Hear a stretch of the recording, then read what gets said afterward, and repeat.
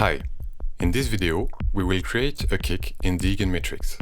In the first part we will create the kick itself, which will give us an opportunity to explore how to use shape generators, how to configure them, and how to use them in formulas to create the equivalent of an envelope. We will also take a look at the formula persistence parameter. In the second part, we will refine our patch and add some adjustments, which will allow us to see, among other things, how to program macros or add velocity to a percussive sound.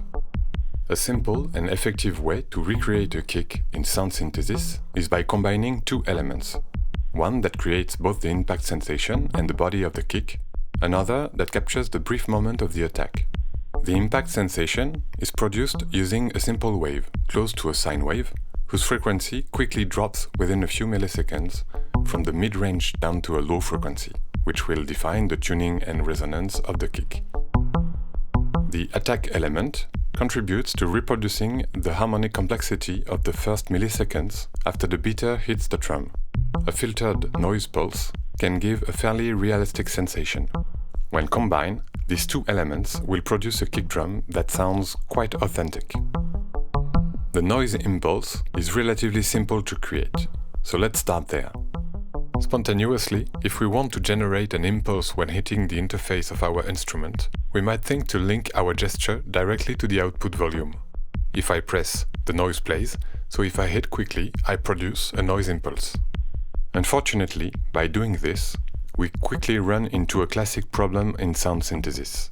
The impact of our finger is nowhere near as fast in terms of attack and release as a beater striking the drum.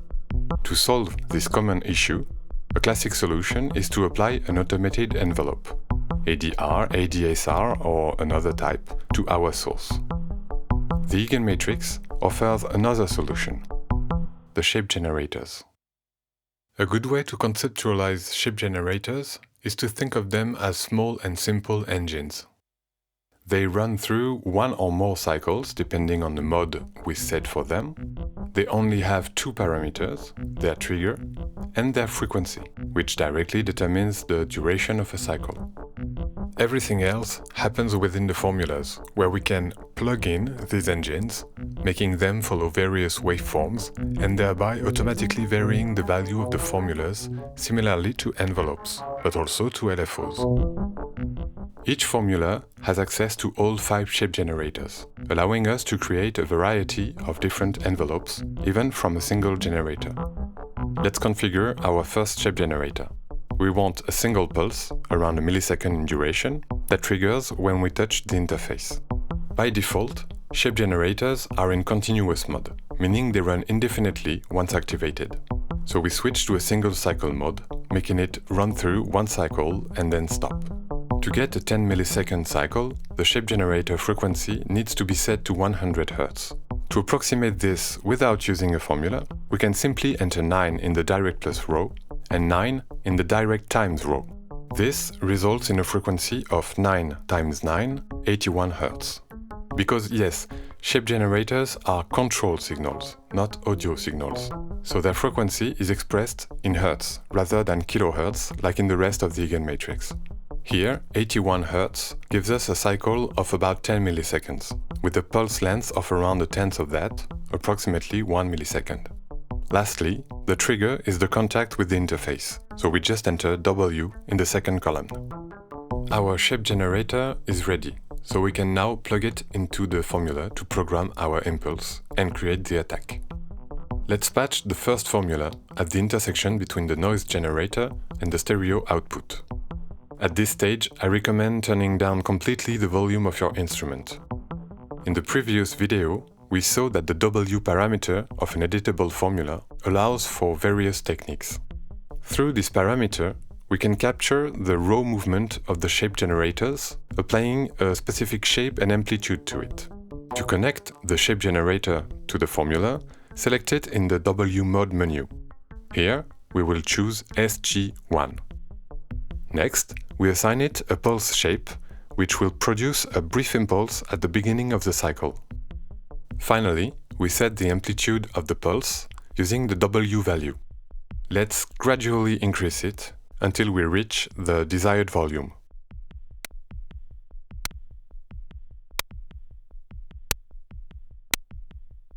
1 seems to be a good starting point here.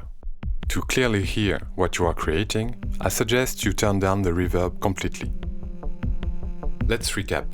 When we touch the interface, we trigger a shape generator that runs through a single cycle. At the same time, it drives the W term in formula A, creating an impulse shape. The value starts as defined at the beginning of the cycle and then drops to 0 for the rest of it. As a result, the connection made by formula A is 1 during the impulse and then returns to 0. Clear enough, right? I promise, it's not that complicated. Let's now create the second element of our kick, which will provide the impact and body. For this, we want to drop an oscillator's frequency from a mid-range value down to its tuning note below 100 Hz over a few milliseconds. Let's patch a new formula B to control the frequency of oscillator 1. Once again, we will use a shape generator to automate this frequency variation and achieve the needed speed. Reusing SG1 in a new formula seems perfect, as its characteristics match our needs. In the W term, select SG1 and set its waveform to ramp down. By setting W to 0.3, the oscillator's frequency will linearly drop from 300 Hz to 0 Hz over one cycle. Remember, here the frequency is in kHz, so 0.3 represents 300 Hz. Although we can't hear the result yet, we can visualize it by displaying the formula's value.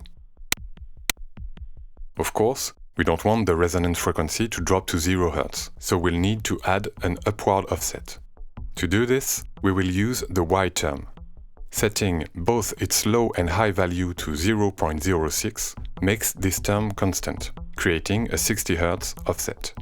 Now, the formula smoothly drops oscillator 1's frequency from 360 Hz to 60 Hz over one cycle of SG1. Finally, let's patch this impact to the stereo output. We can't simply patch oscillator 1 directly to the output, because oscillators produce a continuous signal unless their frequency is set to 0. So we need to apply automation again. Let's patch a third formula C, plug SG1 to it, and set its waveform to ramp down again.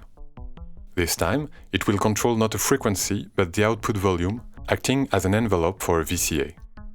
Gradually increase the W value, testing each time until you reach the desired volume.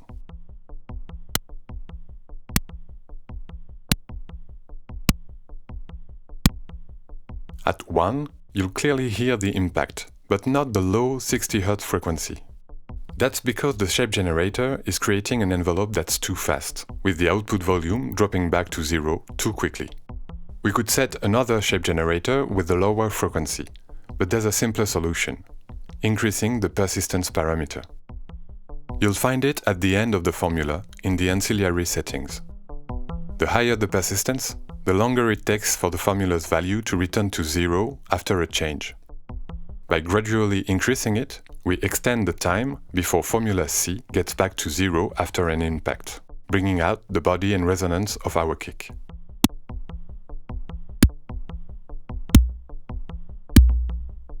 In this output formula, persistence essentially acts as a release. With our kick now complete, I recommend saving it. If you're not sure how, check out my video Save and Load. Though unconventional in appearance, shape generators allow us to reproduce the behavior of ADR or ADSR envelopes. However, they offer a unique approach by separating the initial automation from its application within a formula. This enables a single shape generator to create multiple distinct envelopes and, in continuous mode, to function like an LFO. We'll see later that shape generators can take on even more roles. Before wrapping up this first part, I'd like to share another personal project with you, centered around the EaganMatrix and the Continuum. Throughout December, I will once again be releasing my Sound Advent calendar, a daily audio and video capsule for you to listen to and watch, in the morning, at noon, in the evening, or even in the middle of the night, attentively or casually, on Facebook, Instagram, YouTube or Bandcamp. Everything you will hear was created using the EaganMatrix. the low-res spectral resynthesis tool, thanks to Christophe Duquesne, and performed on the Continuum. Everything you will see was crafted in stop motion. I'm really excited to share it with you. See you on December 1st. That's all for this video. In the second part, we'll see how to enhance our kick by adding velocity, setting adjustable parameters with macros, and limiting our sound design to a specific zone in the interface. I hope you enjoyed this video, found my explanations clear, and learned something new. Thanks for watching, merci et à bientôt.